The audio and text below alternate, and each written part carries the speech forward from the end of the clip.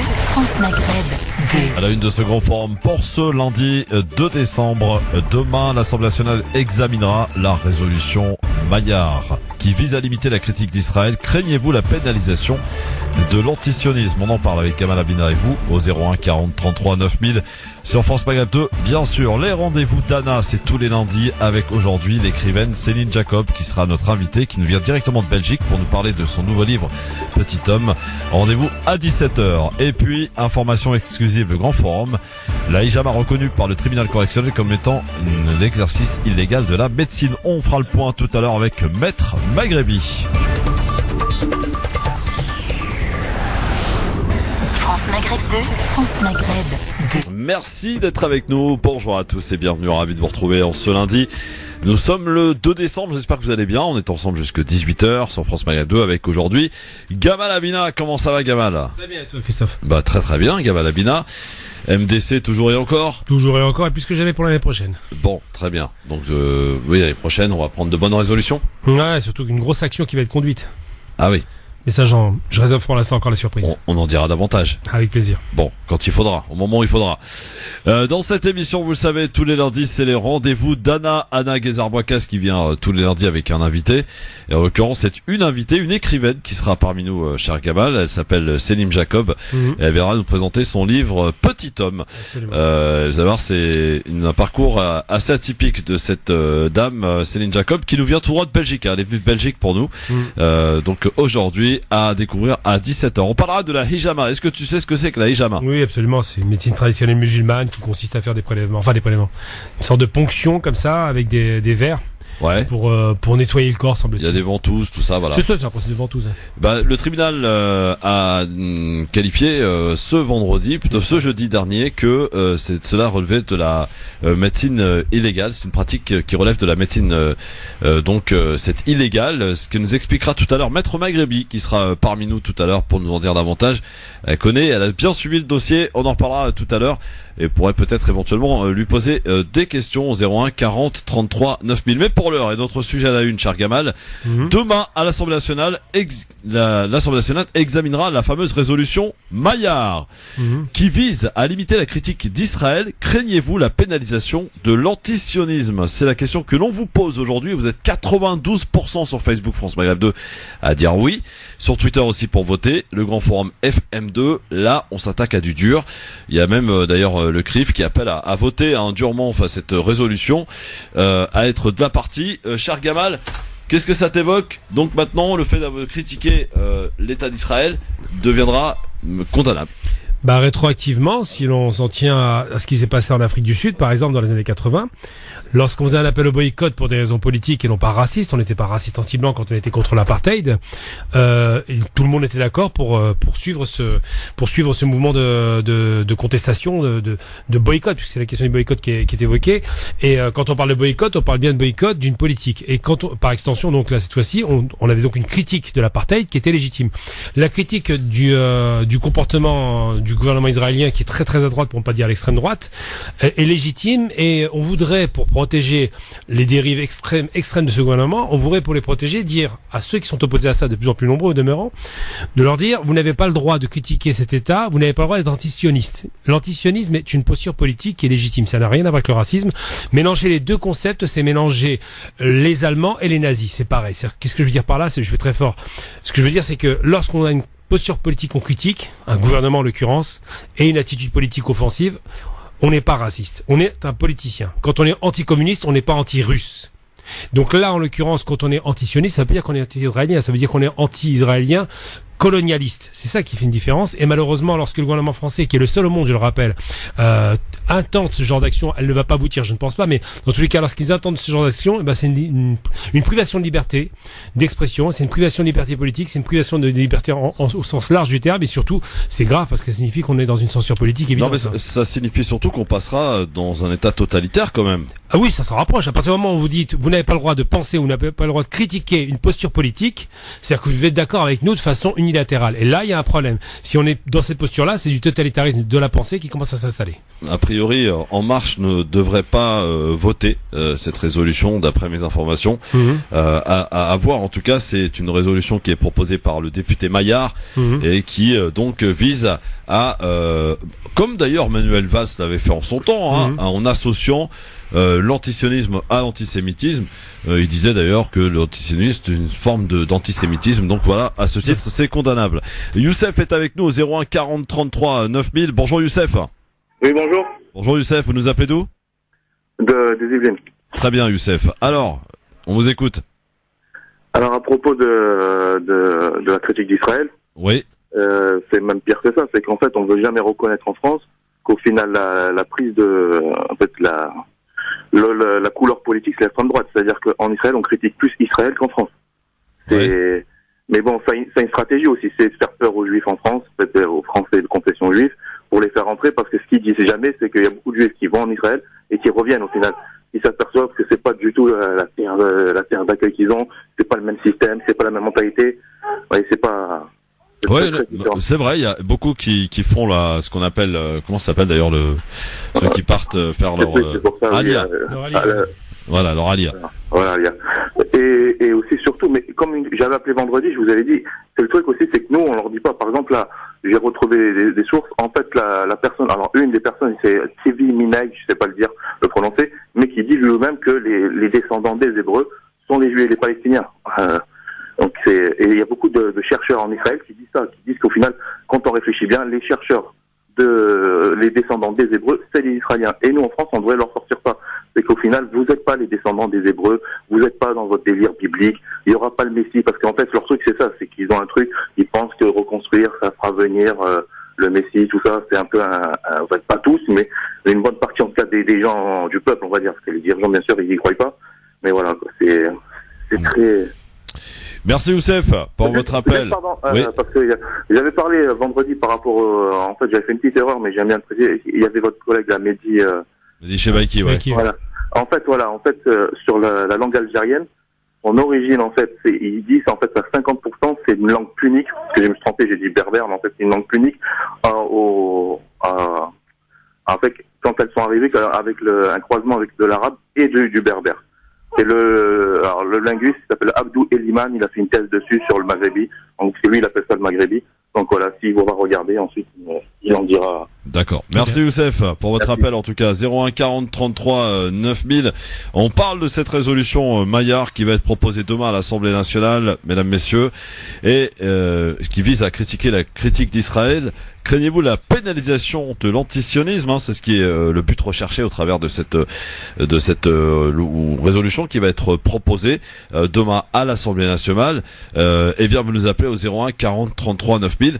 Mais quoi qu'il en soit, Gamal, on le répète, à partir du moment où on restreint la critique d'un État quel qu'il soit d'ailleurs, parce que tous les États sont critiquables.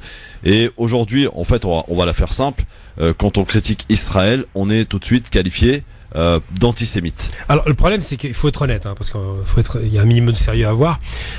Sylvain Maillard, il est de la République en marche déjà. Donc oui. Quand on dit qu'ils ne vont pas voter, il est probable que la majorité ne vote pas parce que la République en marche a ratissé large et il y a une large frange de la société qui vient plutôt du peuple. Donc là c'est rassurant. Ça signifie que j'aurais dire que la réaction populaire sera saine. En revanche, concernant cette idée de mélanger les deux, c'est vrai que beaucoup d'antisémites se sont cachés derrière l'antisémitisme. Derrière l'antisionisme pour valider leur position raciste en l'occurrence, c'est-à-dire qu'ils ont utilisé la question palestinienne qui est une question noble pour la transformer en une sale question raciste anti-juive. Et ces questions-là se posent. On l'a vu dans les courants d'extrémisme de droite très connus comme ceux de Égalité et Réconciliation qui se cachent tous derrière cette question-là. Mais une fois qu'on a relevé la question des vrais antisémites qui se cachent derrière l'antisionisme, et ceux-là doivent être dénoncés, on ne peut pas accepter l'idée de se dire que ceux qui sont antisionistes, donc sur un plan politique et non pas racistes, doivent être mis dans le même cas que ces racistes qui se cachent derrière leur vieil antisémitisme primaire.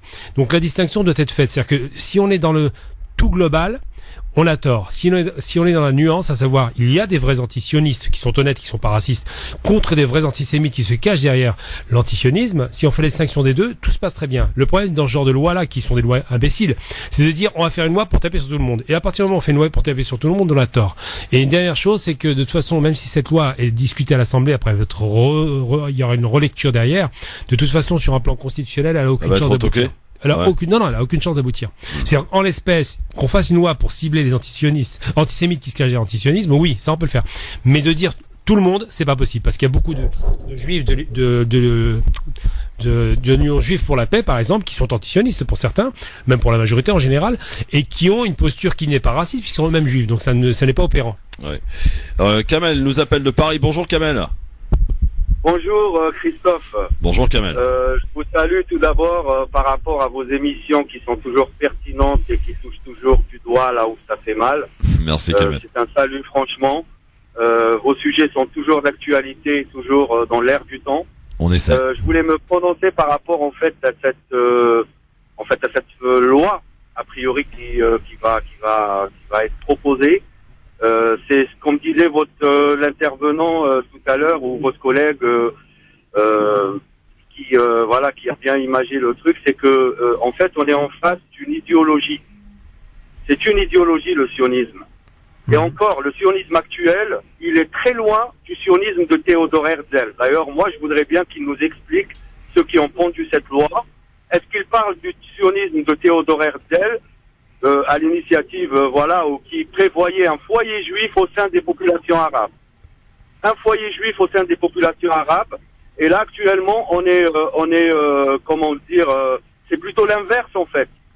C'est plus l'inverse. C'est une idéologie. On a le droit de la critiquer, tout comme on critique le communisme. Ça n'a rien à voir avec l'antisémitisme. Personnellement, j'ai des amis juifs qui mangent chez moi. Je mange chez eux. Mais ça ne m'empêche pas de leur dire ce que je pense par rapport à la politique israélienne, par rapport à cette politique de colonisation. C'est juste, si vous comptez le nombre de résolutions de l'ONU que Israël n'a pas accepté du coup. Respecté, oui, absolument. Elle les a pas appliquées, mais elle les a complètement rejetées. Alors revenons au droit international, c'est tout. Pour résoudre ce problème, il faut juste revenir au droit international. Parce que Israël, son but, c'est de faire de la Palestine une réserve indienne. C'est une réserve indienne qu'ils veulent faire. Ils veulent, en fait, ce conflit-là, pour eux, c'est pas un conflit. Et que Dieu est une agence immobilière qui donne des terres à certains et puis qui enlève à d'autres. Et je résume tout ça par une parole d'un Palestinien qui avait dit aux Israéliens, aux soldats israéliens, il tournait en fait autour des soldats, il leur disait, celui qui me ramène l'acte de naissance de son père, s'il est né sur cette terre, je lui donne ma maison. Ça résume tout pour moi, ça résume tout. C'est juste que on est en face d'une colonisation et des lobbies trop puissants, mais en France, en fait, on peut pas parler de lobby.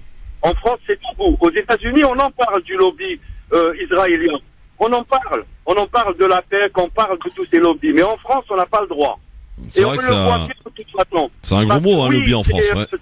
On a l'impression que à chaque fois, pourquoi est-ce que les musulmans, et je dis bien, pourquoi est-ce que les Palestiniens seraient coupables de ce que les nazis, les Européens ont commis? C'est à eux de donner une terre. C'est à eux de régler ce problème de ce qu'ils ont fait aux Juifs. Les musulmans ont toujours sauvé les Juifs de par leur histoire, que ce soit en Andalousie ou bien à l'époque de l'Empire ottoman. C'est-à-dire à 3 fois dans l'histoire, les Juifs ont été sauvés par les musulmans. Donc ça, on n'en parle jamais. Monsieur Zemmour, lui, entre parenthèses, Monsieur Zemmour, connaissant l'histoire, il ne parle jamais de cet âge d'or des Juifs auprès des musulmans. Ça, il n'en parle jamais. Mais par contre, pour encore mettre du feu sur de l'huile, ça, il n'y a pas de problème. Et donc, du coup, au bout d'un moment, il faut qu'on dise stop. Parce que nous, on connaît des Juifs anti-sionistes. Qu'est-ce qu'on fait de ces Juifs-là?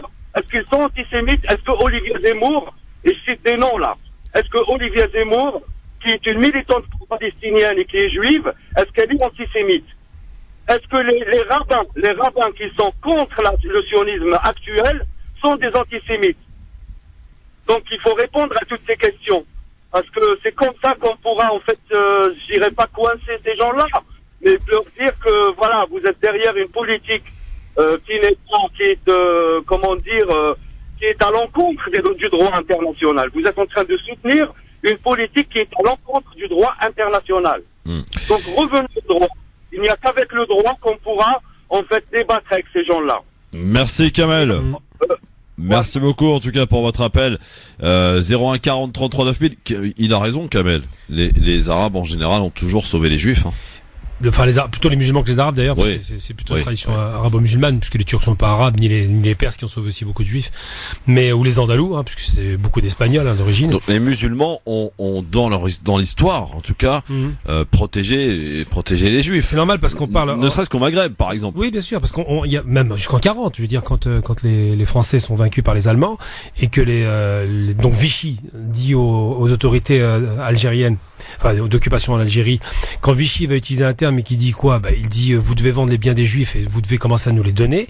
Les autorités musulmanes, les ulémas algériens et tous les imams s'opposent fermement à cela en disant quoi? En disant vous ne touchez pas le bien de vos frères, vous n'achetez pas le bien de vos frères. C'est-à-dire que vos frères, ne parlent pas de frères seulement en religion, même si en islam, dans le Coran, on parle de Ahl el-Kitab, c'est quoi? Ce sont les gens du livre. Les gens du livre, c'est les Juifs, les chrétiens et les musulmans, ceux qui croient au livre et au message unique. Donc il est vrai qu'il y a aussi un terme qui est attaché à l'antisémitisme. Il faut jamais oublier où est né ce terme. C'est pas un hasard. C'est né en Allemagne. C'est la naissance, c'est la fin du 19e, donc on est en plein racisme scientifique, on catégorise les gens, on veut faire des espèces supérieures, inférieures, le blanc au-dessus évidemment, et on dit quoi? On dit en Allemagne qu'il y a un peuple chez nous qui s'est réfugié à la suite de pogroms qui ont eu à l'Est, un peuple qui sont à peu près 5 à 600 000 juifs, qui sont chez nous, qui nous ressemblent un peu, mais il y a quand même un particularisme, un nez, des yeux, bref. Et ils commencent à essayer de désigner ce peuple, non pas parce qu'il est religieux, juif, ça les intéresse pas. Les Allemands à ce moment-là ne sont pas du tout ce qu'on va appeler comme on dit par rapport à l'islamophobie, ils ne sont pas judéophobes. Les Allemands deviennent antisémites parce qu'ils ciblent un peuple en raison non pas de sa religion, mais de son appartenance ethnique, parce que c'est des étrangers. Et il se trouve qu'ils ont une religion commune, un peu comme les musulmans de France, majoritairement arabes.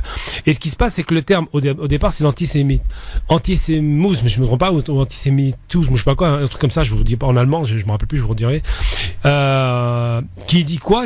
C'est un journaliste allemand qui, pour la première fois, va codifier l'idée selon laquelle il y a un peuple qui est différent de nous, qui est juif effectivement, mais qui vient d'ailleurs. Et ce peuple-là, c'est le peuple sémite. C'est comme ça qu'ils le croient et qu'ils le croisent. Ils sont absolument pas sémites, c'est plutôt les Turco-Mongols à l'origine, mais ils disent ce peuple-là n'est pas de chez nous, on doit les écarter parce qu'ils sont fourrs, parce qu'ils ont tous les défauts du désert, bref. On entend plein de choses comme celle-là. Et donc la question d'antisémitisme va puiser une tradition qui est très ancienne dans un racisme scientifique d'abord, et encore et avant, dans un racisme ethnique qu'on trouve en Andalousie avec Isabelle la catholique, qui fait quand même des lois d'exclusion contre les juifs qui deviennent des maranes, qui se cachent. Donc la question qui se pose aujourd'hui, c'est quoi? C'est de dire d'où vient l'antisémitisme? Il vient d'Europe, c'est vrai. Pourquoi est-ce que les Juifs ont été massacrés en Europe? Parce qu'il y a une idéologie très forte derrière qui n'est pas la colère liée à la question palestinienne, mais un racisme très ciblé sur une population qu'on considère comme étant des étrangers et une minorité. Et à partir de là, une fois qu'on sait ce que veut dire antisémitisme historiquement parlant, on peut pas mélanger la question politique qui a été imposée en 47-48 avec la création de l'État palestinien, de l'État israélien sur la Palestine, et la question raciste sans aucune motivation objective. Je veux dire, le racisme était gratuit et violent contre un peuple qui subissait des pogroms à répétition en Europe. C'est deux choses différentes. C'est-à-dire que, pour faire simple, si demain il y a une paix entre les Arabes, chrétiens et musulmans et les Juifs israéliens, puisque c'est comme ça qu'on veut les définir, si demain il y a une paix entre ces deux entités, du jour au lendemain, ce qu'ils considèrent comme de l'antisémitisme disparaît. Donc ça n'en est pas. La colère va disparaître du jour au lendemain parce que les Arabes seront très heureux de voir qu'enfin il y a la paix dans la région. Alors qu'un antisémite, lui, vous pouvez faire toute la paix que vous voulez, il continuera à vous détester. Et on l'a vu dans les années 30 en Allemagne. L'Allemagne est un pays très riche en 38, le 9 novembre 38. C'est un pays immensément riche, deuxième puissance économique mondiale. Et ils vont déclencher une nuit de massacre qui s'appelle la nuit de cristal, où ils vont tuer plus de 200 juifs, brûler des milliers de commerces. Et bien en Allemagne, à ce moment-là, il n'y a aucune raison objective, je parle des questions économiques, qui pousse les Allemands à massacrer des juifs. Il n'y en a aucune, si ce n'est effectivement un antisémitisme qui va être poussé par le gouvernement, qui va être exacerbé, qui finira par donner sur le terrain des morts. Voilà la différence. Donc l'antisémitisme, c'est une idéologie qui puise, qui est très profondément ancrée, alors que l'antisionisme, si la question palestinienne est réglée, ça disparaît. Quelle est la motivation? Est-ce qu'on sait d'ailleurs quelle est la motivation de ce député pour proposer cette résolution? Bah, de toute façon, vous savez, un député, en général, toi, Christophe, le député, ils sont 577. Oui. Ils ont un temps de parole très limité à l'Assemblée. quand ils prennent la parole, ils les comptent les minutes. J'en ai connu un, il m'a raconté, moi, mon temps de parole, je vais pas le cramer à n'importe quoi. Et une fois qu'ils ont pris la parole sur une question quelle qu'elle soit, gouvernementale ou je ne sais pas, un débat, une fois qu'ils ont pris la parole, pour se singulariser, parmi ces 577 députés, il faut faire beaucoup de pieds et de mains. Donc il y en a toujours un qui va sortir un truc un peu délirant, qui permettra de laisser son nom peut-être à la postérité et éventuellement, qui sait, de devenir peut-être ministre. Parce que l'obsession des députés, c'est pas d'être député, ça intéresse personne, ça. Il y a il y a un petit avantage financier, un petit statut qui fait mignon, mais le véritable titre de qualité en France, c'est vraiment les postes les plus importants, c'est évidemment la présidence et les ministères. Quand on est ministre, quel que soit le ministère, on laisse son nom dans l'histoire. Les députés, on s'en souvient plus. Alors vos appels au 01 40 33 9000, est-ce que vous craignez que l'antisionisme soit pénalisé? C'est la question que l'on vous pose et à laquelle vous répondez évidemment en nous appelant au 01 40 33 9000 au travers de cette résolution Maillard qui sera étudiée demain à l'Assemblée nationale. Franchement, on a du mal à imaginer quand même que ça passe, non? Non, ça passera pas parce que sur un plan constitutionnel, ça passe pas. Ensuite, parce que de toute façon, il faut la majorité, je vois pas comment il l'aurait. Et puis ensuite, parce que ça passe à l'Assemblée, ça remonte au Sénat, ça redescend. Enfin, il y a plusieurs lectures. Donc, ça va être compliqué de mettre tout le monde d'accord sur un texte aussi controversé et qui sera d'ailleurs le premier texte au monde qui pourrait être adopté au pays des droits de l'homme et évidemment de la liberté d'expression. Donc, je pense qu'il y a peu de chances, voire aucune chance que ça passe. On va accueillir Youssef qui est avec nous au standard au 01 40 33 9000. Vous pouvez évidemment intervenir, nous donner votre avis. Est-ce que vous pensez que ça va être, que l'antisionisme va être pénalisable? Eh bien, on répond à cette question. Vous êtes 92% à dire oui. Avec vos appels, Youssef, bonjour. Alors bonjour. Bonjour Youssef. Bonjour. Soyez le bienvenu Youssef. On vous écoute. Bonjour messieurs et bonjour monsieur Gamal. Ça me fait penser aux Égyptiens Gamal. Non, ouais, d'origine égyptienne, mais je suis algérien. C'est l'histoire qui m'a donné mon prénom. Oui, c'est pour ça. Ça me fait penser à Gamal Abdel Nasser. Exactement. Ah oui, bah oui. Ça, c'est un Gamal algérien. Comment on peut dire? Algérien panarabiste à l'origine de mon père. Ça, oui, c'est bien, c'est bien. Et monsieur Youssef a forcément plus de 40 ans. Vous défendez bien votre cause. Non, c'est bien, j'aime bien les gens qui parlent bien. Moi, je voulais vous dire une chose, que vous arrivez, il y a personne qui la note. Pendant la période de Hollande, il y avait le ministre des Finances qui a été, avant qu'il soit ministre des Finances, il a été présenté par Attali. Attali, vous voyez qui c'est? Oui, bien sûr, on voit très bien. Qu'est-ce qu'il a présenté à Monsieur Hollande, le grand président français qui a foutu le bazar partout? Eh bien, il a présenté Macron. Absolument. Oui, absolument, oui, c'est lui qui l'a présenté. Oui. Donc, vous voyez, alors si vous voyez les idées, la politique économico-politico, tout ce qu'on veut de Attali, parce que c'est des personnes, c'est ces personnes-là qui foutent le bazar en cachette derrière, vous voyez, et ils avancent leur pion, mais en fait, Attali, et il y a d'autres aussi, je cite pas le nom ici, mais moi je voulais revenir, il y avait cette petite parenthèse, mais je voulais revenir sur les Juifs en Algérie qui ont été sauvés par les Arabes, les musulmans, les Turcs, l'islam prône sauver le pauvre, l'indigent, tout ce qu'on veut. Mais, vous souvenez-vous, le décret Crémieux, les Juifs n'ont pas soutenu les musulmans. Moi, je vous raconte une histoire. Pirelli, c'est un ancien juif pied noir d'Algérie qui s'est installé, il n'y a pas que lui, mais il racontait dans certains de ses ouvrages comment les Juifs, lorsqu'ils ont, la France a créé, en fait la France il a toujours créé, que ce soit en Afrique ou en Afrique du Nord, créé, divisé pour régner. Vous voyez, regardez ce qui se passe actuellement, que ce soit en Libye, etc., etc. Alors, voilà, les Juifs, ils n'ont pas rendu la monnaie aux musulmans les Français ont créé le décret Crémieux, c'est pour diviser, pour mettre les Juifs, c'est-à-dire, soi-disant à égalité avec les Français, mais ils ont laissé, soi-disant, ceux qui les ont soutenus pendant la Reconquista comment elle s'appelle Isabelle la catholique. Oui, Isabelle. Et donc voilà. Donc voilà, lorsque vous retournez dans l'histoire, vous voyez que regardez Daniel Bensoussan, il était juif marocain. Lui, il a fait des bouquins qui parlaient. Il disait que les Juifs, ils sont renégats. C'est pas lui, c'est lui qui dit ça. Parce qu'ils soutiennent, ils sont toujours avec les puissances qui sont fortes dans la période. Regardez, dans le temps, les Juifs, ils étaient avec les musulmans parce que ils étaient scientifiquement puissants partout. Regardez, je reviens un peu sur, vous prenez la langue française, la majorité des mots, ils sont arabes. Hein. Absolument. Vous prenez, pas la majorité. Pas la majorité, mais beaucoup. Je parle même pas de l'espagnol. Ouais. Youssef. Youssef. Juste pour compléter. Donc, oui, parce que là, on doit y aller, il y a la pub, là. Ouais, Adolphe Crémieux qui a fait ce fameux décret, il l'a fait en faveur des Juifs pour diviser les Algériens entre eux, tout simplement. Et évidemment, c'est pas qu'ils ont trahi, c'est qu'ils avaient un statut tellement inférieur en 1870 que quand il fait ce décret, c'est un ministre de la Justice et député, donc il a laissé son nom dans l'histoire pour le coup. Et bien, quand il fait ce décret, il donne un avantage à une population minoritaire pour diviser, pour mieux régner évidemment, et surtout ils en profitent parce que c'est toujours les misères qu'ils y vont, quoi. Dans un instant, Yannis sera avec nous et Anna qui sera là pour ses rendez-vous d'Anna et son invité. France Maghreb 2, France Maghreb 2. Le grand forum, merci d'être avec nous et en direct avec Gamal Abina aujourd'hui en ce lundi avec cette question du jour. Là, le député Maillard qui va proposer une résolution demain à l'Assemblée nationale qui vise à limiter la critique d'Israël. Craignez-vous la pénalisation de l'antisionisme? C'est la question que l'on vous pose avec Gamal Abina. On tente d'y répondre avec Yanis qui est là pour nous donner son avis. Salut Yanis. Ouais, salut tout le monde. Salut Yanis. Tu nous appelles d'où Yanis? Je vous appelle de Reims. De Reims. On t'écoute Yanis. Ouais. Bon, écoutez, en fait, je suis tombé par hasard sur votre débat. Et en fait, j'étais même pas au courant de la proposition de monsieur Maillard. Mais en fait, rien d'étonnant dans ce qu'on a pu appeler en France, malheureusement, le petit Israël. On sait que quand même la France était l'allié des Israéliens jusqu'en 1967. Et en fait, aujourd'hui, tout ce qui se passe, même au niveau de l'Assemblée nationale, avec toutes les gros lobbies juifs qui malheureusement, on va dire, dominent et créent la façon de penser des députés français. Peut-être que, bon, votre collègue vous disait que la loi va pas passer demain, mais elle passera dans le temps. Elle passera dans le temps parce qu'en France, ne serait-ce que ce qui est ce qui est politiquement incorrect, c'est de critiquer Israël.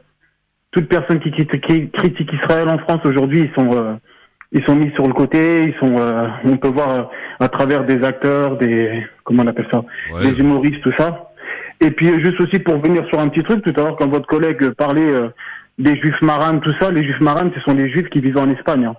Oh. Et ça n'a rien à voir avec les faits qu'ils sont devenus marranes avec l'histoire de Isabelle la catholique. Oui, absolument. Donc voilà. Merci et puis aussi, juste pour finir, juste un petit détail.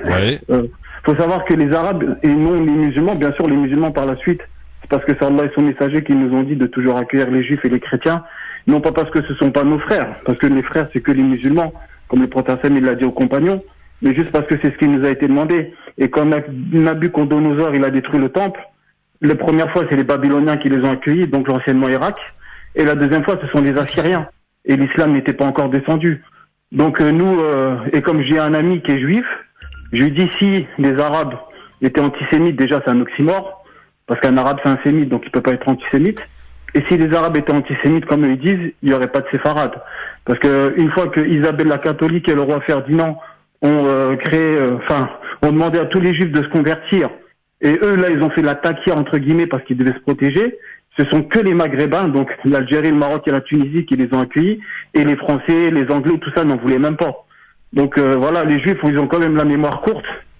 Et aujourd'hui, ce qui se passe, même avec le traité de Balfour, tout ça, si quelqu'un connaît un peu l'histoire, on n'est pas étonné du comportement qu'ont ces personnes-là. Et pour finir, s'ils veulent faire une loi antisioniste, c'est qu'ils savent qu'en fait, ce qui se passe malheureusement là-bas en Palestine, c'est criminel. Et surtout, il faut taire les gens et créer une loi en fait pour censurer légalement les personnes, quoi.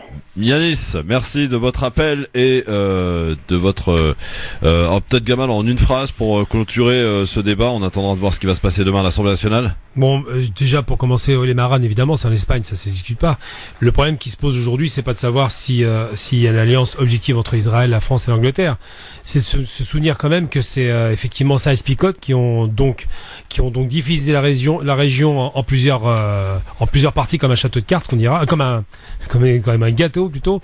Ils l'ont découpé et ils ont créé de toutes pièces un État qu'ils appellent un foyer national juif, dans le but d'avoir une présence permanente dans la région. C'est pas les juifs, les lobbies comme on appelle ça. Donc en anglais, lobby ça veut dire les halls.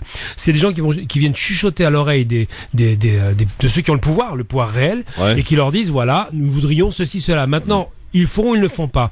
Dans le cas des États-Unis, de la France et de l'Angleterre, quand ils vont avoir une position en faveur d'Israël, c'est uniquement pour servir leurs propres intérêts. Il n'y a absolument pas de dogmatisme là-dedans. C'est stratégique, c'est économique, c'est géostratégique. Et effectivement, on peut constater, parce que beaucoup de gens croient que les Juifs contrôlent le monde, et ça me fait rigoler, que si les Juifs contrôlaient le monde, il y a longtemps que l'Iran aurait été rayé de la carte. Ça fait 25 ans qu'Israël supplie les États-Unis d'attaquer l'Iran. Ça n'est jamais arrivé. Parce que les États-Unis ont les intérêts supérieurs. Ouais. Merci à tous et vous continuez de voter en tout cas sur Facebook, France Maghreb 2, sur Twitter, le grand forum FM2. C'est parti en ce lundi pour les rendez-vous d'Anna sur France Maghreb. Le grand forum vous présente chaque lundi à 17h les rendez-vous d'Anna. Anna Guézard-Bouacaz, bonjour. Bonjour Christophe, bonjour Gamal, bonjour mesdames et messieurs. Bonjour Anna. Je suis heureuse d'être parmi vous. J'attendais avec impatience ce rendez-vous. Ah oui. Alors, tu n'es pas venu seul comme tous les lundis. Absolument. Quoique si, la semaine dernière, t'es venu seul. Oui, on m'avait posé là. Merci de me rappeler. Ouais. Et là, ton invité est arrivé, mais extrêmement à l'heure. Et je me suis rattrapée, et d'autant plus que mon invité aujourd'hui nous vient spécialement de Belgique. Une fois. Ouais. Céline Jacobs, une écrivaine atypique au parcours exceptionnel, Christophe, qui vient nous parler aujourd'hui de son livre Petit Homme. Ouais. Mais pas seulement. Elle vient nous parler aussi d'une expérience qui a bouleversé sa vie. Mesdames et messieurs, il y a 18 ans, Céline était une jeune fille à l'avenir prometteur. Elle suivait des études universitaires de journalisme et pour fêter l'obtention de son diplôme, elle a fait comme la majorité ou beaucoup de jeunes malheureusement aujourd'hui. Lorsqu'elle est sortie avec ses amis, elle a voulu tenter une expérience et goûter à l'interdit.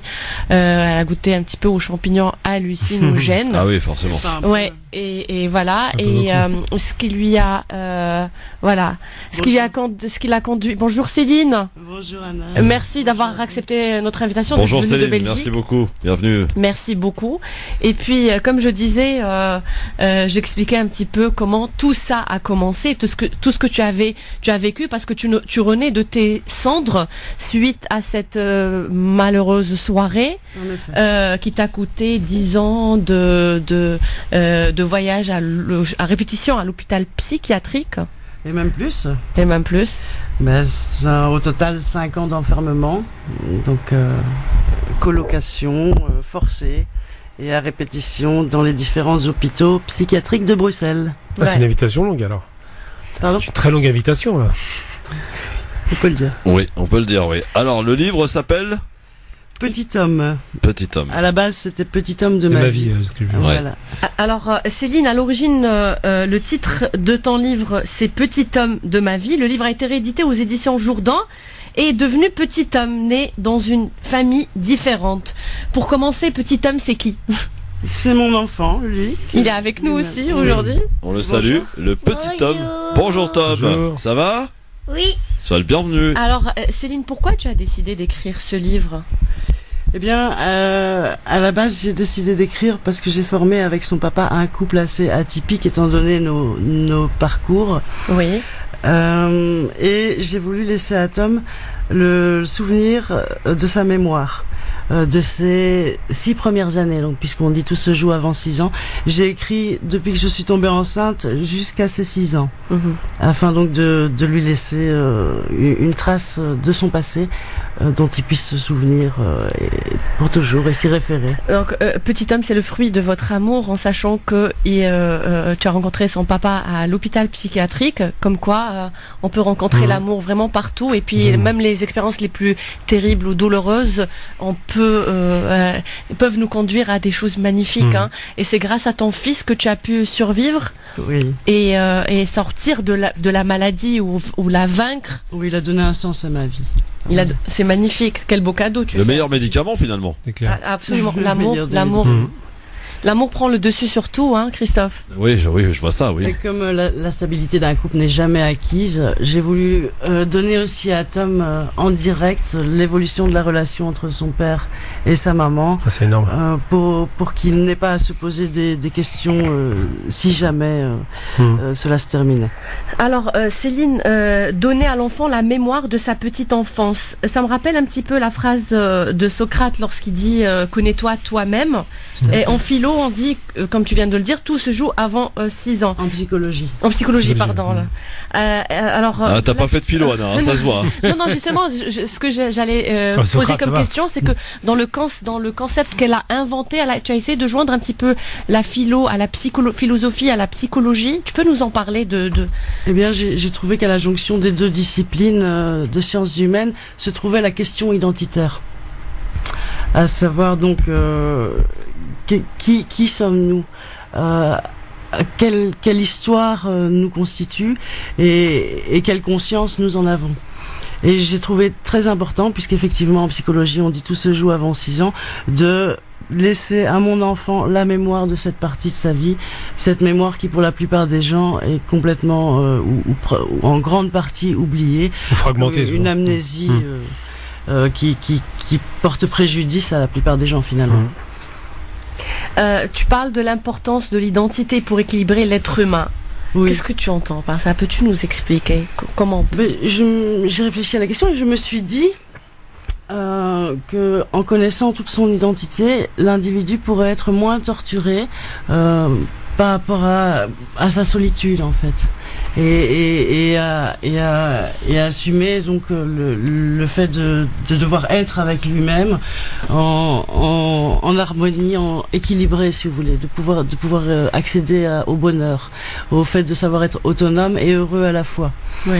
Donc j'ai pensé que en offrant à mon enfant le cadeau de sa mémoire de ces 6 premières années, il pourrait peut-être plus facilement parvenir au bonheur, et qu'en étant plus équilibré et heureux, peut-être il parviendrait à prendre mieux soin de lui et de là à prendre mieux soin des autres.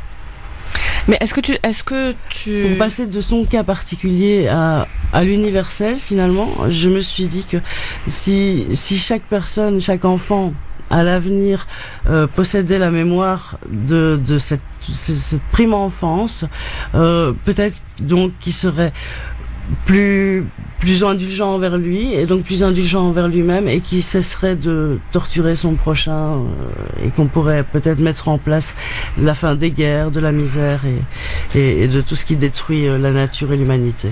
Ouais, c'est contraire à ce que font beaucoup de parents, parce que d'autres te diront justement, nous on cache, on dit pas toutes les vérités ne sont pas bonnes à dire, ce qui fait qu'on cache certaines choses aux enfants. On se dit ils sont jeunes, ils devraient pas savoir, peut-être plus tard. Et c'est ton cas là. Vas-y, assis-toi sur le divan, on en parle. Oui, pourquoi pas. Moi j'essaie d'étudier la méthode de Céline, et si elle est vraiment efficace, pourquoi pas. J'apprends tous les jours. Tous les parents apprennent tous les jours. Je pense que la connaissance de soi, c'est la première des étapes qu'il faut réaliser pour pouvoir être en harmonie avec soi-même, puisqu'on est quand même la seule personne avec qui on est toute sa vie. Donc il est quand même nécessaire d'être quelque part son meilleur ami. Céline, est-ce que tu estimes que la société ou la vie a été injuste envers toi? Oui. Ouais. Oui, j'ai pas eu trop de chance, mais bon, quelque part... De quelle manière elle a été injuste, Céline? Pardon? De quelle manière a-t-elle été injuste? Dans le sens où, disons que j'ai provoqué moi-même le problème à la base. Ouais. Anna l'a évoqué tout à l'heure, j'ai abusé de substances à la fin de mes études. Je précise que c'était une seule soirée. Oui, tout à fait. Ce qui t'a provoqué quelle maladie? Ils ont diagnostiqué que... Les médecins ont décidé de me coller une étiquette de bipolaire sévère. Ah, ok. D'accord. Suite à un abus de substance qui m'a plongé effectivement en psychose grave. Et donc on m'a donné des médicaments très forts. Et toute ta vie a basculé, en sachant que tu voulais faire journalisme. Et ils t'ont fait perdre ta J'étais journaliste. Je venais de décrocher mon diplôme. Ouais. Et ça t'a fait perdre ta crédibilité dans la profession. Effectivement. Oui. Ouais. Vous imaginez que pour une folle. Ouais. Et il est très très important de faire passer ce message. Hein. Des fois, on peut se dire, on tente une chose, on fait une petite bêtise juste pour essayer, pour voir ce que c'est. Ça dure 2 secondes, on va pas devenir accro, on le répétera pas. Mais ces quelques secondes peuvent influencer toute notre vie. C'est vrai, Christophe. Inconscient qui a provoqué la folie. Mais la folie, comme j'ai tendance à le dire, c'est pas tant de l'inconscience qu'une plongée dans son inconscient.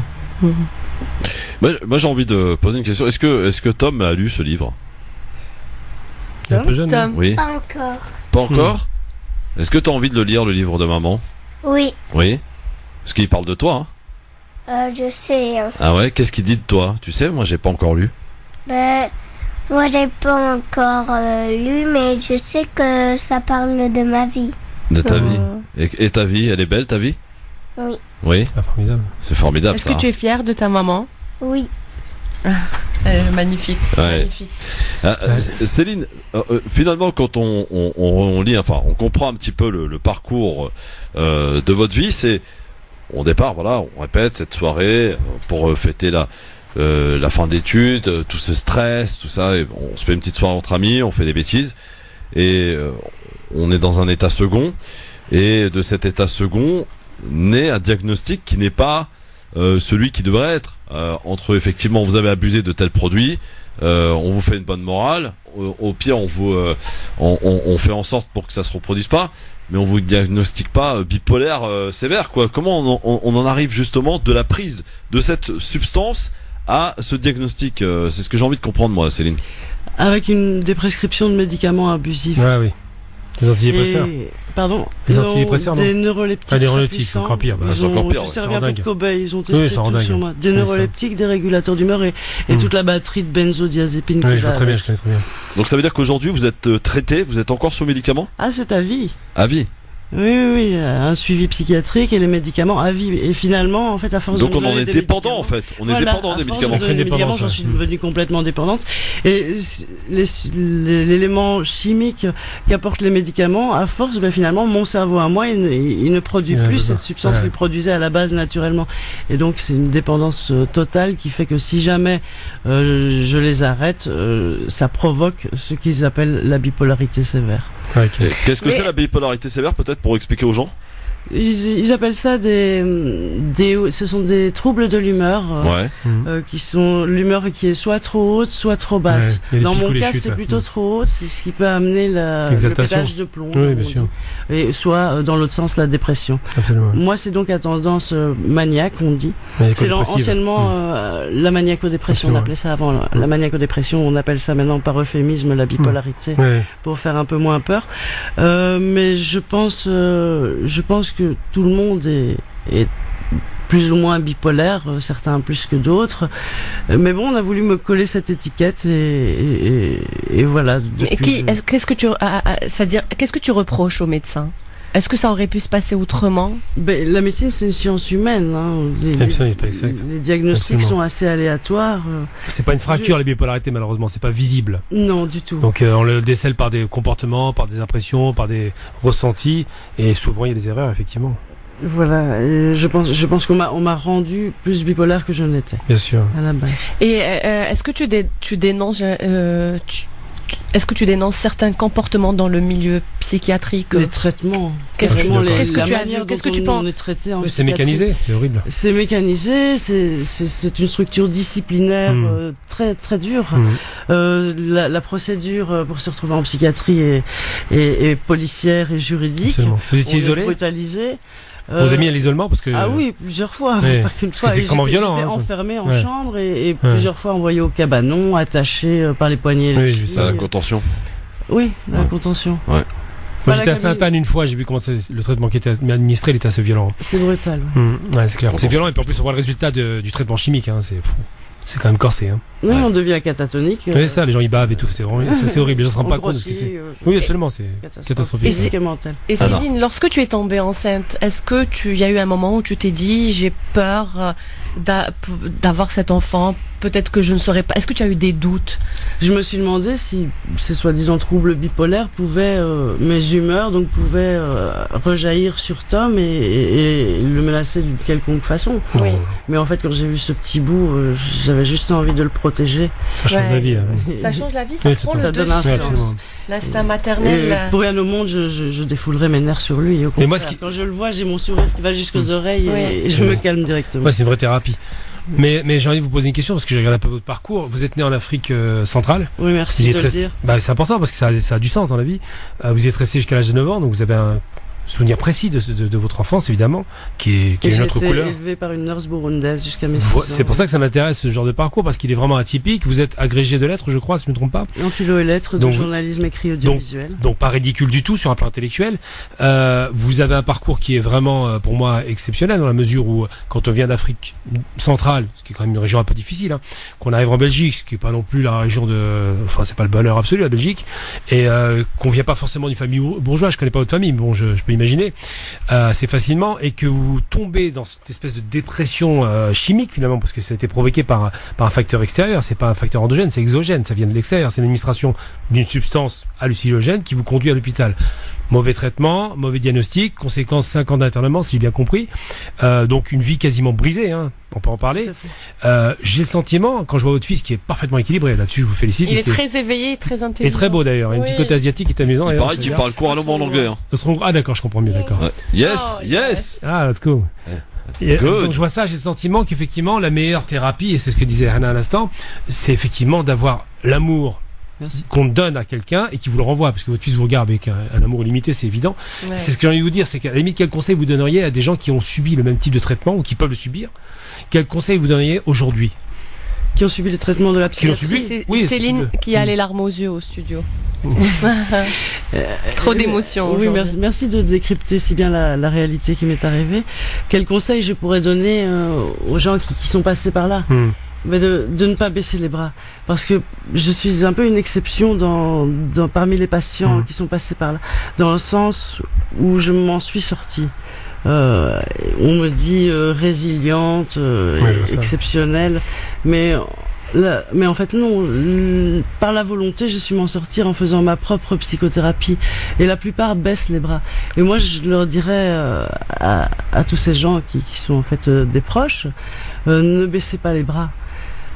Gardez l'espoir que vous pouvez vous en sortir, que vous pouvez vous battre contre ce système qui pour la plupart nous écrase et nous condamne à rester dans l'ombre et à finalement devenir des clients.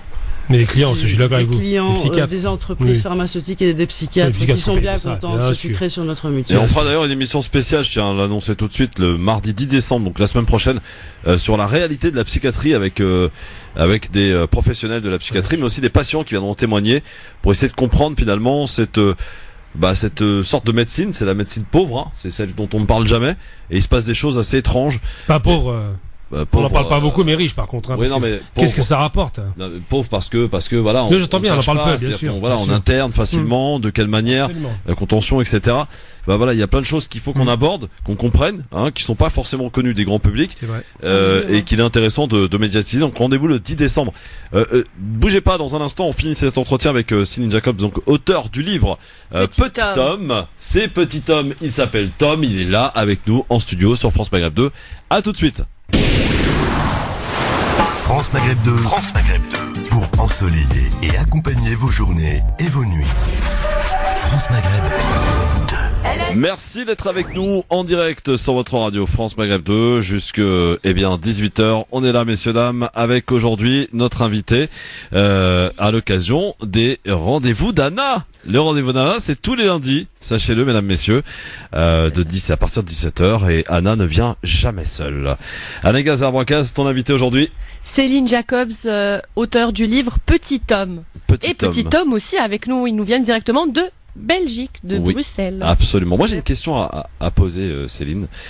Quand j'écoute attentivement, et comme beaucoup d'auditeurs, ton parcours, finalement, est-ce que cet enfant, il serait venu un peu plus tôt? Est-ce qu'il aurait pu peut-être te sauver la vie davantage? Eh bien, avec des si, déjà, on met pas. Oui, bien sûr.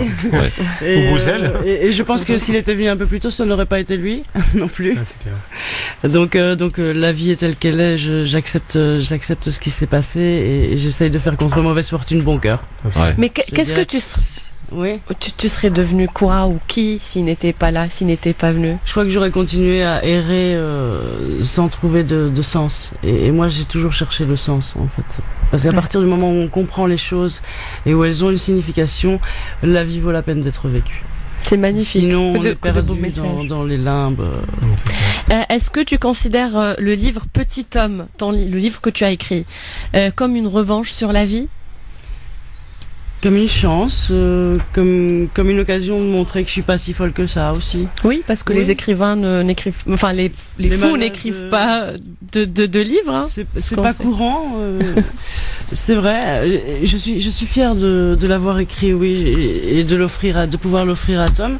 C'est mon héritage. Voilà, c'est pas financier, c'est un héritage humain, et j'espère que ce bagage pourra lui servir tout au long de sa vie, qu'il pourra s'y référer, pour avoir des repères fiables.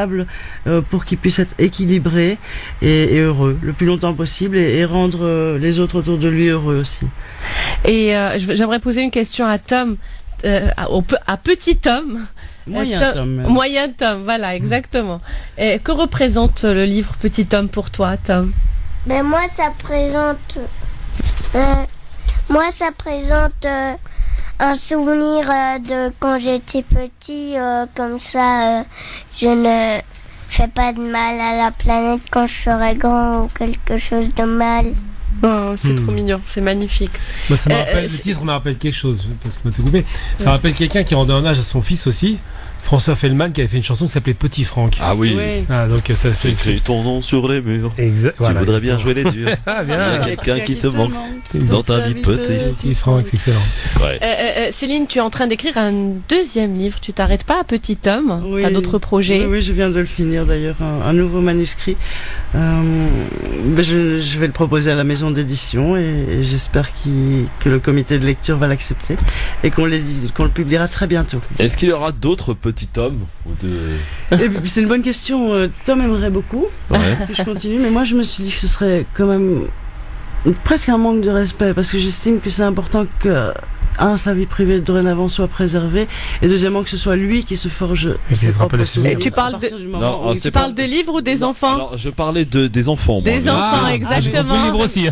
Petit homme, c'est un jeu de mots aussi. Petit homme, c'est tous les enfants du monde finalement. Et si tous les enfants pouvaient avoir la chance de connaître leur mémoire, peut-être qu'on vivrait pas dans la société où nous sommes. Il y aura un tome bis ou pas? Un autre tome, tu vas nous faire un petit garçon. Un autre petit enfant. Oui. J'en suis pas encore là. Elle ne sait pas encore. Toi tu voudrais bien par contre. Toi tu voudrais bien avoir un petit frère, une petite sœur?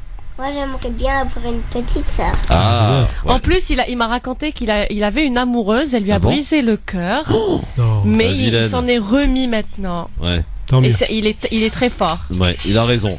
Qu'est-ce que tu donnerais comme conseil aux mamans, les mamans qui liront ton livre Petit Homme? Idéalement, ce serait très chouette qu'il y ait une sorte de devoir parental, de responsabilité envers les enfants, de leur offrir donc la mémoire de leur petite enfance, celle à laquelle ils ne peuvent pas accéder autrement finalement que par les bribes de souvenirs des parents, de ce qu'on leur transmet. Ce serait une sorte donc de devoir de mémoire envers eux, pour leur donner les moyens et les outils pour être équilibrés, autonomes, indépendants et finalement libres.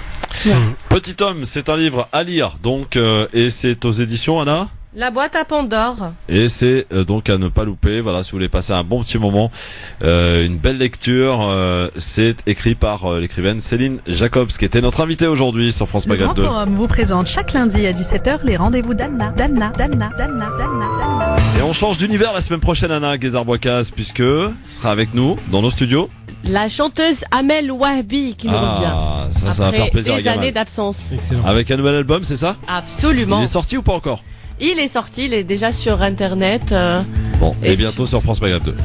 Exactement. D'ailleurs, la semaine prochaine. Merci beaucoup Anna et merci beaucoup Céline et bon retour à Bruxelles.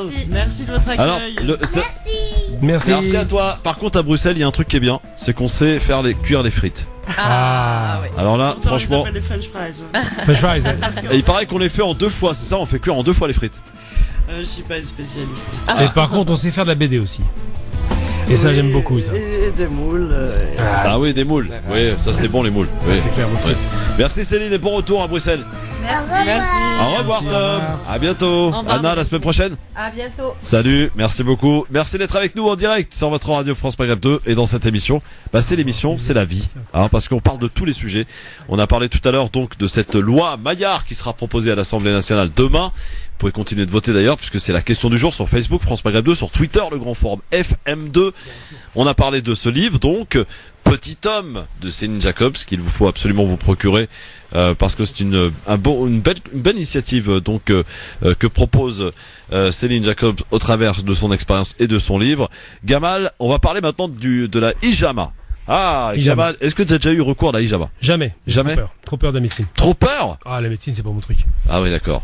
Eh bien, pour en parler, elle est avocate, mais aussi docteur en droit de la santé. Maître Maghrebi, bonsoir. Bonsoir Christophe, bonsoir à tous les auditeurs. Bonsoir. J'aime bien que tu viennes me dire Gamal. Oui. Tu vas bien, Basma? Ça va et toi? Tranquillement, comme d'habitude. Maître Maghrebi, vous en avez d'ailleurs consacré votre émission hier, que vous pouvez retrouver Maître Maghrebi tous les dimanches soirs à partir de 18h, dans Parler droit, la hijama, parce qu'il s'est passé quelque chose jeudi dernier. La hijama, il faut faire attention. Alors, qu'est-ce qui s'est passé, Basma? Alors, en fait, c'était vendredi. Ce qui s'est passé, c'est que le tribunal correctionnel de Bobigny a rendu une décision qui est extrêmement importante et qui va être lourde de conséquences pour toutes les personnes qui pratiquent la hijama, puisqu'elle considère que les personnes qui pratiquent la hijama sans être des médecins, pratiquent l'exercice illégal de la médecine. Il y a 3 personnes qui ont été poursuivies devant le tribunal correctionnel de Bobigny. Sur ces 3 personnes, il y en a une qui a été relaxée et 2 personnes qui ont été condamnées à des peines de prison. Il y a une des personnes qui a eu 6 mois de prison avec sursis et l'autre personne qui a eu 3 mois de prison avec sursis.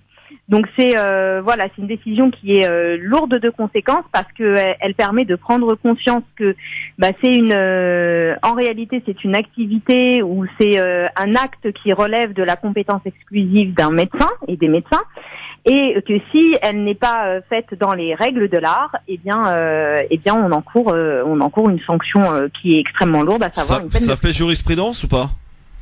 Eh bien écoute, c'est la première décision en France en la matière. D'accord. Donc je pense qu'elle elle va faire foi. Et là, mes clients ont décidé de pas faire appel de cette décision, donc elle a vocation à pouvoir perdurer, hélas.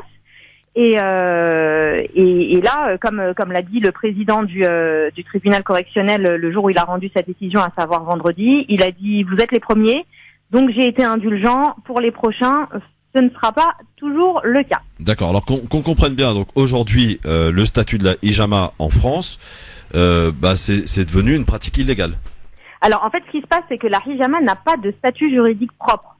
On n'a pas de texte qui encadre à proprement parler la hijama. Ça signifie quoi? Ça signifie qu'on est obligé de se rabattre sur les règles de droit commun et donc sur le régime juridique qu'on a dans le Code de la santé publique classique. Et lorsqu'on regarde à quoi correspond la hijama, et c'est pour ça que j'ai commencé en disant j'aime bien ce que tu as dit, Gamal, c'est que la première chose qu'il a dit, c'est: à moi la médecine ça me fait peur. C'est que dans son esprit, pour lui, tout de suite, c'était un acte médical, c'était quelque chose qui touche aux soins. Ouais. Et c'est exactement comme ça qu'est définie la hijama. La hijama, c'est défini comme étant une technique de soins naturelle dans laquelle on va appliquer des ventouses sur certaines parties du corps pour traiter des symptômes et pour traiter des maux. Donc pour traiter même parfois une pathologie. Et ça relève de la définition du travail propre du médecin.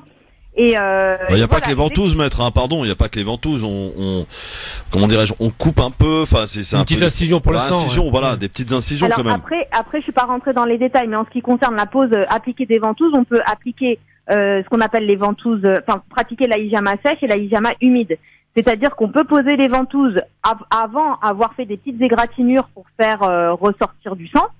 Comme on peut noirs. poser les ventouses sur des endroits sans avoir pratiqué des égratignures au préalable. Mais qu'on soit dans la hijama humide ou la hijama sèche, j'ai envie de dire, dès lors qu'on est dans le but de soigner une personne, eh bien ça relève de la compétence exclusive du médecin.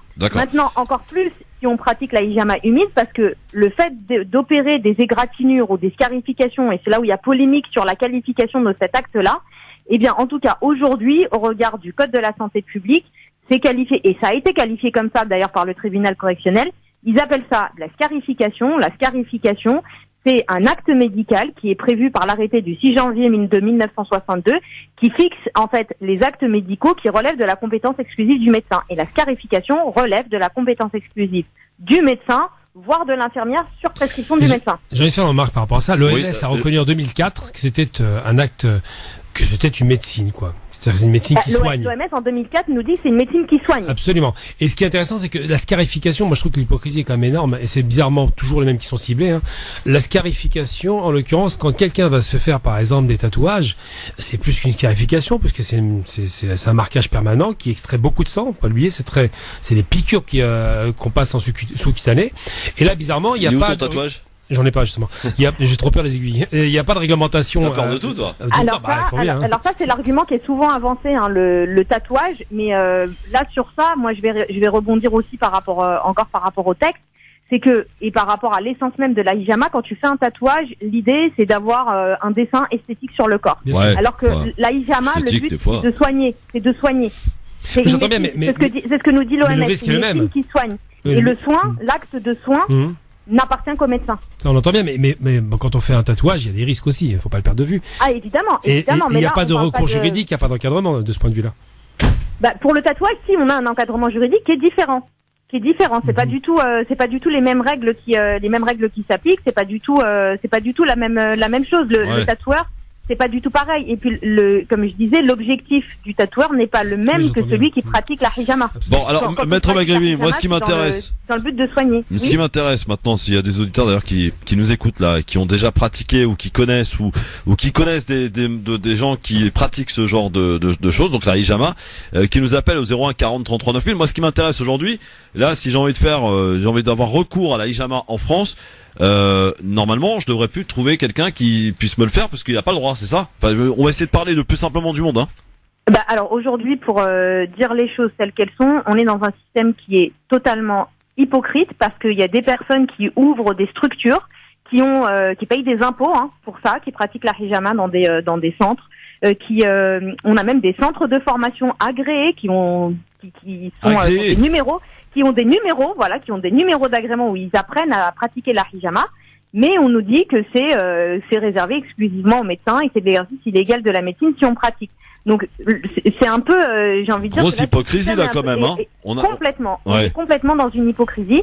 Sauf que là, ce qui s'est passé, et c'est ce que j'ai essayé de dénoncer hier durant l'émission, et de là où j'ai envie de mettre en garde toutes les personnes qui pratiquent la hijama, c'est que ce qui se passe, il y a eu une réunion en mars 2019 où il y a été présent le Conseil de l'ordre des médecins, l'Agence régionale de la santé, le parquet du TGI de Paris. Bref, il y avait vraiment plusieurs acteurs qui étaient présents et qui ont décidé de vraiment faire la chasse aux personnes qui pratiquent la hijama pour essayer d'encadrer et de faire en sorte que toutes les personnes qui exercent la hijama dans des conditions complètement déplorables, elles ne puissent plus le faire.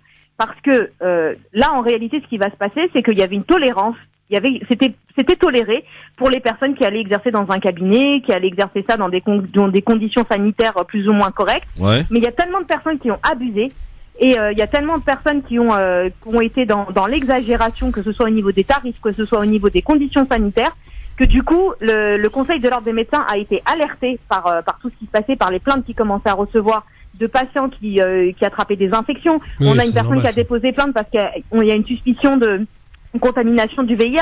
Ouais. Donc voilà, il y a des choses extrêmement graves qui se sont passées, qu'on fait, que maintenant ils sont en train de se réveiller, qu'on décidé d'encadrer ça et de faire en sorte que ça ne relève plus que de la compétence exclusive du médecin.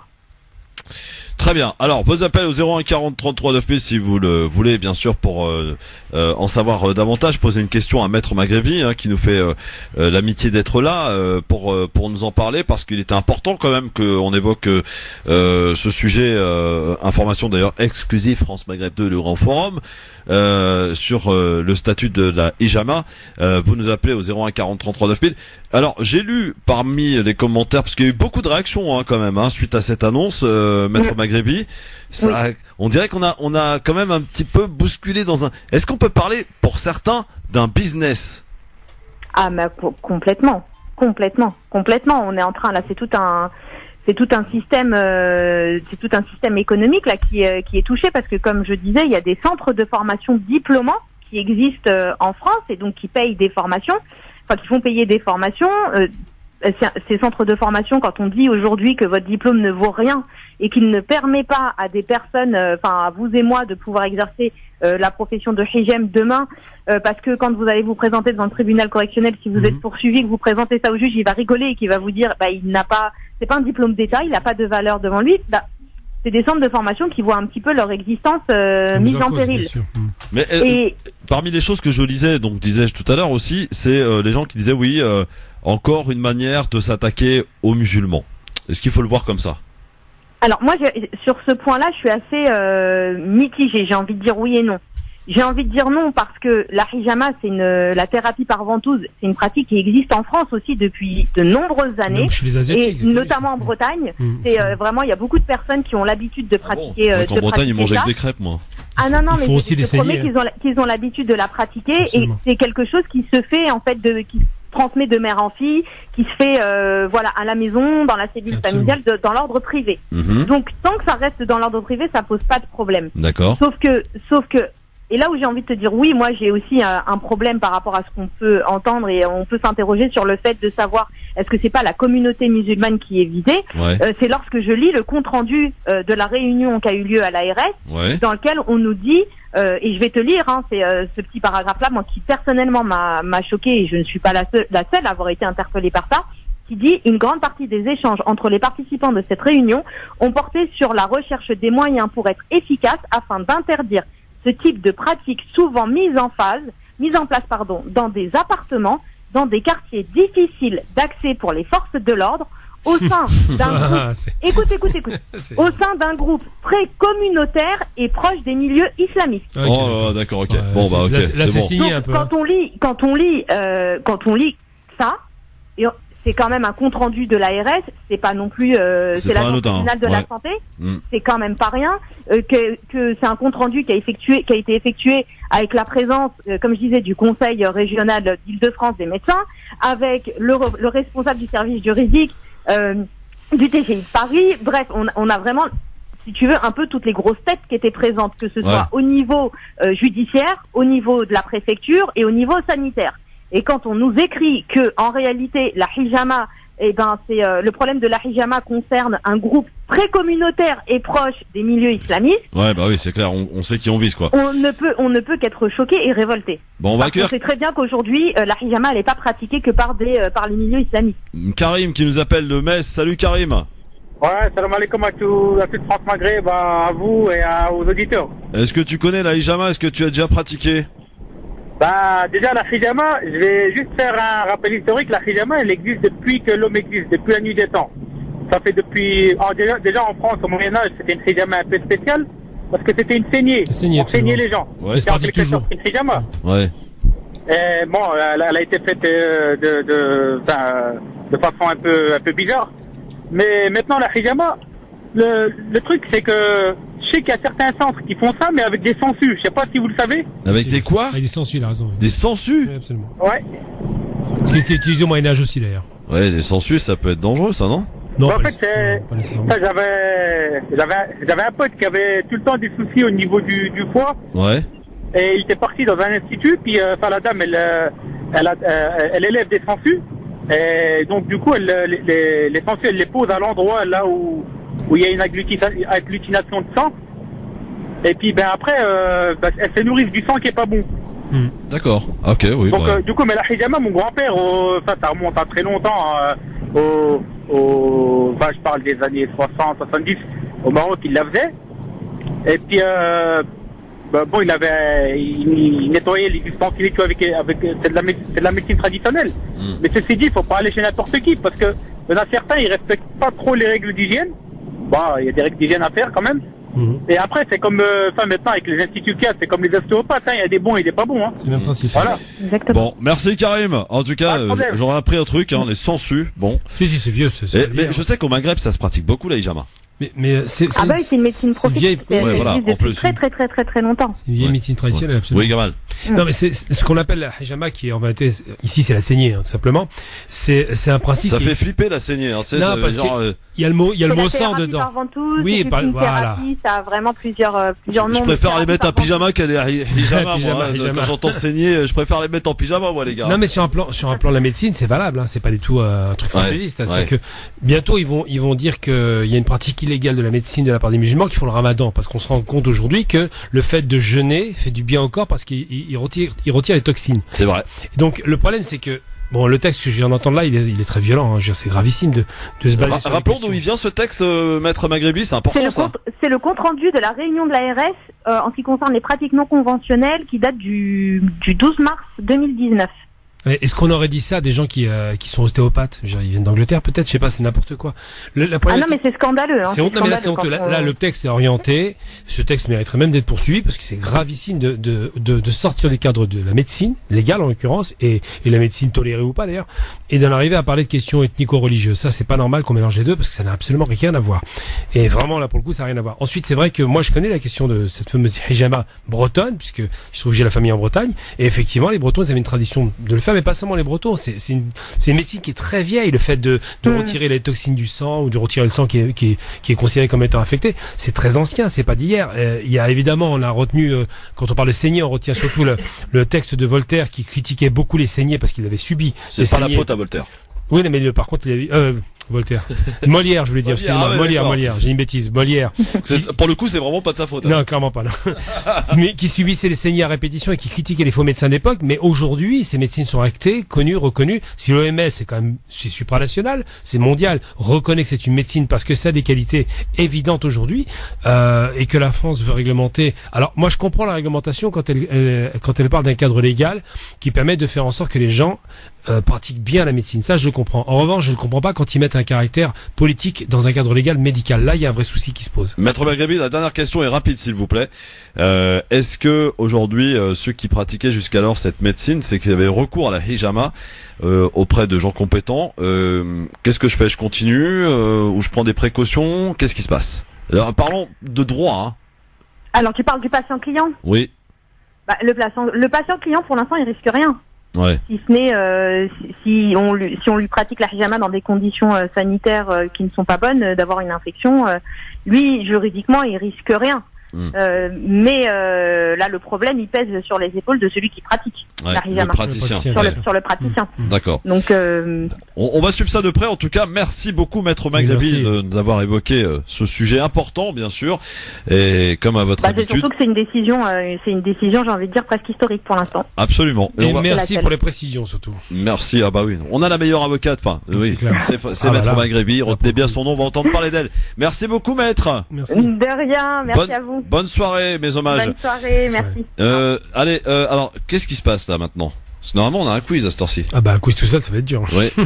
Est-ce qu'il y a un chroniqueur du LGF qui nous écoute, qui a envie de faire un quiz? Allez, appelez-nous maintenant. On provoque. Est-ce qu'il aura le courage? Est-ce qu'ils auront le courage? Parce que Kamal Abina, il fait des remontées spectaculaires. À tout de suite. France Maghreb 2, France Maghreb 2. Merci d'être avec nous en direct sur France Maghreb 2, le grand forum avec Gamal Abina aujourd'hui en ce lundi. Gamal, alors je sais pas si ta chronique que tu devais commencer était prête ou pas? Elle sera prête vendredi parce que j'ai pris le temps de bien la travailler celle-là. Ah, ça s'appellera l'histoire au présent. Tu nous présentes vite fait de quoi il s'agit? Très rapidement, donc je vais parler d'histoire. Ouais, pourquoi? Parce forcément. que les problématiques d'aujourd'hui ont souvent des racines historiques profondes et anciennes et qu'on a tendance à oublier que ce sont toujours finalement les mêmes problématiques qui se répètent. Donc je reviens toujours sur le passé à l'aune de ce qui se passe aujourd'hui, des difficultés qu'on traverse aujourd'hui ou des problématiques qui se vivent aujourd'hui. Très bien. Donc ça sera pour vendredi. Je passerai vendredi pour faire une petite présentation de 5 minutes. D'accord, très bien. Eh bien, alors je ne sais pas pourquoi certains voudraient qu'il n'y ait pas de quiz aujourd'hui, Gamal. Est-ce que tu as une petite idée? Bah, ça s'appelle les sueurs froides, peut-être, des paniques, des peurs paniques, des désirs de censurer, je sais pas, difficile à dire. En tout cas, je salue Audrey Pronostic qui est avec nous et qui va jouer contre toi. Bonjour Audrey. Merci. Je crois que j'ai des tendances suicidaires en fait aujourd'hui. Parce que je sais pas, à mon avis, je vais me faire exploser, mais c'est pas grave. Je me suis dit tiens, allez. Eh ben, tentons. Et tu as raison. Il faut tenter. Hein. Moi, je présume de rien. Hein. Oui, Audrey, mais bonjour. moi, j'ai du courage. Bonjour Audrey. Et puis ensuite, exploser pourquoi? Exploser par ceux qui veulent que tu viennes pas, oui, mais moi, il y a pas de problème. Hein. Ah, ben là, ça c'est un autre débat, ça. Ah. Oui, parce qu'il faut savoir que le quiz est quand même un sujet quand même qui quand même. Voilà, qui divise pas mal ou qui met un peu la pagaille dans l'équipe du LGF. Bon. Il y a quand même 100 000 € au bout de la course. Hein. Oui, c'est ça. Et si seulement. Alors c'est parti. Mes questions évidemment ont tout un rapport avec la date d'aujourd'hui. Nous sommes le 2 décembre. Et j'en profite d'ailleurs pour souhaiter une bonne fête à ma maman qui s'appelle Viviane. Donc bonne fête Viviane. Bonne fête. Voilà. Ça c'est fait. Donc mes questions ont tout un rapport avec. Qu'est-ce qu'il y a? Est-ce qu'il y a un autre joueur qui veut se rajouter? C'est quoi le truc? Attends, on va voir au hasard. On va voir comme ça. Hop, bouge pas. On va le prendre. Dommage. Attends. Hop. Non, je fais des conneries. Voilà. Allô? Oui. Oui, bonsoir. Bonsoir Christophe. Destamitache. Il est mauvais. Il est mauvais. Il a 14 parties. J'ai une partie de retard et il me laisse pas jouer. Je vais pas le laisser gagner quand même. Mais t'as 14 parties, j'en ai 13. Fais un petit effort. Bah oui. Un mouchoir. Mais pas bon joueur, sois un peu bon joueur, accepte tout de même que je te rejoigne sur le nombre de parties. Jamais. Son avance, elle est juste sur le nombre de parties, c'est minable. Bon. Jamais. Bon, non mais c'est pas grave. Gamal. Pas de problème. Dis-lui pas de problème. No problemo. No problemo. Voilà. Alors on y va, c'est parti. Audrey Pronosti, Abdestamitache et Gamal Abina. Attention. Le plus rapide, hein. Attention, hein. Ça se joue à la rapidité, hein. Ouais. Qui devient empereur des Français en 1804? François Ier. Napoléon. Ah, oui. Oh là là, Napoléon. Bonaparte. Bravo Audrey. Écoutez la question. Voilà, magnifique. Audrey Pronosti. Hein? Qui est-ce qui a dit Audrey n'appelle pas pour jouer, hein? Quelqu'un qui était très prétentieux, hein. Rien ne dit qu'elle peut pas gagner. Voilà. 1-0 pour Audrey Pronosti. Attention, deuxième question. Du 104 en plus. Que fabrique la firme américaine Gillette en 1901? Des lames de rasoir. Bravo. Non, c'est Gamal. C'est Gamal qui l'a eu. Ah ouais, mais avec le décalage téléphone. Il le fait comme à Philippe. Non, mais c'est vrai qu'il la Philippe, il l'a fait. À la Philippe Boyaki. Je peux même dire comment s'appelait celui qui a fait les lames de rasoir. Il s'appelait King Camp Gillette. C'était son vrai nom. Voilà. Donc c'était en 1901, les gars. Premier rasoir mécanique. Ouais. Hein? Voilà. Bon. 1 pour Gamal. 1 pour Audrey Pronosti. 0 pour Abdestamitache. Attention, c'est parti pour la troisième question. On est en plein quiz. Quel baron de la drogue a été tué en Colombie en 1993? Pablo Escobar. C'est minable de ma part. Bravo, monsieur Abdestamitache. Alors là, tout le monde est à égalité. Ça, j'adore. Bah arrête avec ton décalage. Arrête, mytho. Quatrième question. Il y a un vrai décalage, il y a une partie plus de moi, ça c'est sûr. Quatrième question. Quelle ville française fut classée patrimoine mondial de l'UNESCO en 1998? Marseille. Non, c'est pas Marseille. Nantes. Non. Grenoble. Non. Lyon. Il l'a eu. C'est Lyon. C'est Lyon, André. Ça y est, c'est fait. C'est Gamal. 2-1. Attention. Cinquième question. Faut qu'on se dépêche, on est en retard. Cinquième question. Je cherche un médecin cancérologue français né en 1923, Schwarzenberg. Victoire incontestable de Gamal Abina. 3. Je suis la champion. 3, 1, 1. Qui passe en premier? Je vous le demande. Ah, alors donc, il y a un changement là, c'est ça? Ah, je suis le premier, tout simplement. Ouais, d'un demi-point. Ah, demi-point. Et t'as une partie de plus que moi. D'un demi-point. Ça veut dire que j'ai une demi-partie en moins. Non, mais t'inquiète pas, je reviens vendredi. Je veux dire une chose. Ah, oui, Audrey, vas-y. Moi, je veux dire une chose, c'est que c'est sûr que si on fait le quiz tous les jours, on a plus de chances de gagner. Alors, c'est pas faux. Je m'en fous. Je vais venir tous les jours. Mais go on.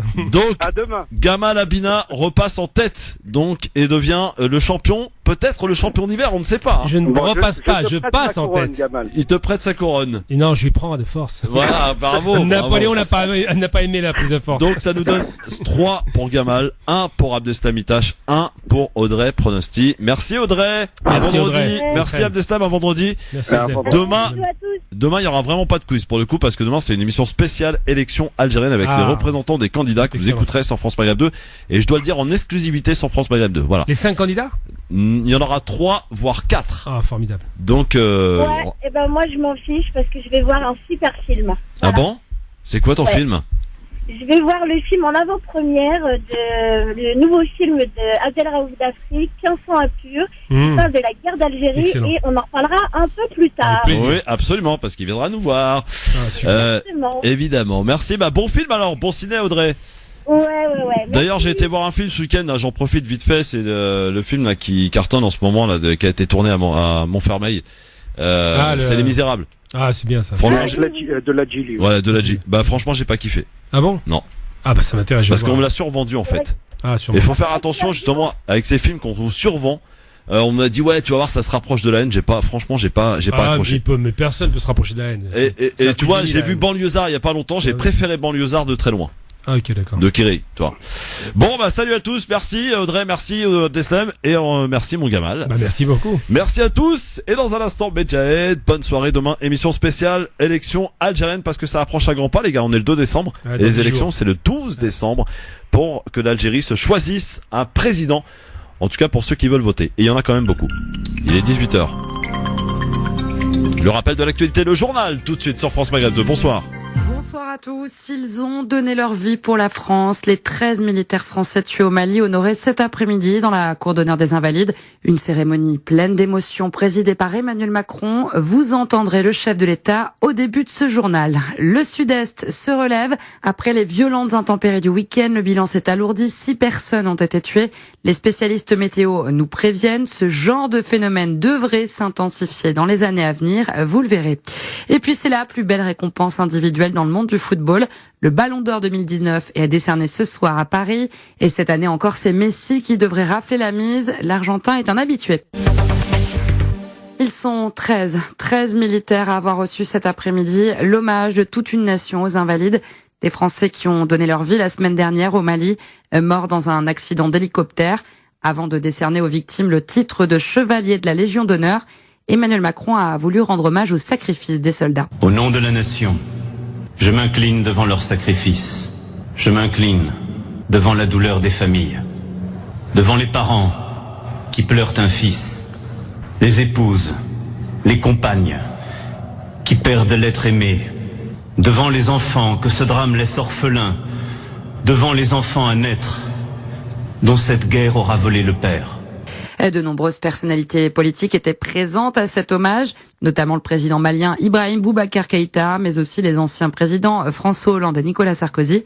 Autre personnalité, Gilles Legendre, le président du groupe La République En Marche à l'Assemblée nationale. Il était très ému. Nous étions placés, les parlementaires, juste à côté des familles, des parents, des compagnes, des enfants, des soldats qui ont donné la vie pour nous, pour notre pays. Je les observais avec une infinie émotion et une très grande tendresse, une très grande reconnaissance. Cette image m'a marqué pendant l'ensemble de la cérémonie. Bien sûr, j'ai écouté avec beaucoup d'attention le discours du président de la République, mais être placé comme ça physiquement à côté des familles m'a profondément ému. Des propos recueillis au micro de Boris Karlamov aux Invalides. En ce moment, Emmanuel Macron s'entretient avec les familles dans la plus stricte intimité. Également dans l'actualité, Sylvie Goulard mise en examen. L'ancienne ministre des Armées et candidate à la Commission européenne a été inculpée pour détournement de fonds publics. Une décision de la justice dans l'enquête sur les emplois présumés fictifs du MoDem. Le bilan des intempéries dans le Sud-Est s'alourdit à 6 morts. Le corps d'une femme portée disparue a été retrouvé dans un cours d'eau des Alpes de Haute-Provence, près de Manosque. Et des épisodes méditerranéens de plus en plus fréquents. Alors doit-on s'attendre à en vivre régulièrement dans le Sud-Est ? Réponse avec Loïc Spadafora, il est prévisionniste chez Agathe Météo. Ces dernières décennies, on s'aperçoit finalement que ces épisodes ne sont pas forcément plus fréquents. En revanche, il y a un gain d'intensité. On observe des précipitations de plus en plus intenses sur le territoire méditerranéen. Donc effectivement, à l'avenir, il faudra se montrer particulièrement prudent puisqu'on pourrait avoir vraiment une recrudescence d'intensité de ces épisodes et également avoir des conséquences bien plus importantes que des décennies passées puisqu'on sait ô combien l'urbanisation est un facteur qui rentre en jeu dans l'intensité de ces épisodes et de leurs conséquences. Et il n'y a ce soir plus aucun département en vigilance orange. Les alertes sur le Var, le Vaucluse et les Bouches-du-Rhône ont été levées par Météo France. Les blocages de dépôts pétroliers vont-ils se poursuivre dans l'Ouest ? Les représentants des entreprises du BTP ont été reçus cet après-midi par le ministre de l'économie Bruno Le Maire. Ils protestent contre la fin de l'avantage fiscal sur le gazole non routier. Les négociations ont permis d'obtenir des avancées, mais l'avantage fiscal ne sera pas rétabli. On passe au foot, le 64e Ballon d'Or remis ce soir à Paris. Rendez-vous au Théâtre du Châtelet pour savoir qui sera sacré meilleur joueur de l'année. Lionel Messi pourrait bien s'offrir le titre tant convoité de meilleur joueur du monde pour la 6e fois, Christophe Midouget. Et pourtant, cette année 2019 n'aura pas été un très grand millésime en termes de palmarès pour l'Argentin. Sorti avec le Barça en demi-finale de la Ligue des Champions et éliminé aussi en demi-finale de la Copa América avec sa sélection, il a quand même décroché un nouveau titre de champion d'Espagne et terminé meilleur buteur de la Liga. Les rumeurs insistantes de ces derniers jours le confirment. Messi devrait être sacré ce soir, mais une surprise n'est pas à exclure. Elle ne devrait pas venir de Cristiano Ronaldo, un peu moins efficace avec la Juve. C'est plutôt du côté de Liverpool, vainqueur de la Ligue des Champions, qu'il faut chercher. Les Reds et surtout Sadio Mané ont régalé l'Europe et il ne serait pas absurde que ce dernier succède à Luka Modric, Ballon d'Or 2018. Verdict donc ce soir à Paris. Au cours de cette soirée sera également remis le Ballon d'Or féminin et le premier trophée à Yachine pour le meilleur gardien de but. Et voilà pour ce qu'on pouvait retenir de l'actualité. Excellente soirée à tous. France Maghreb 2, France Maghreb 2. France Maghreb 2, service, info, musique, divertissement. France Maghreb.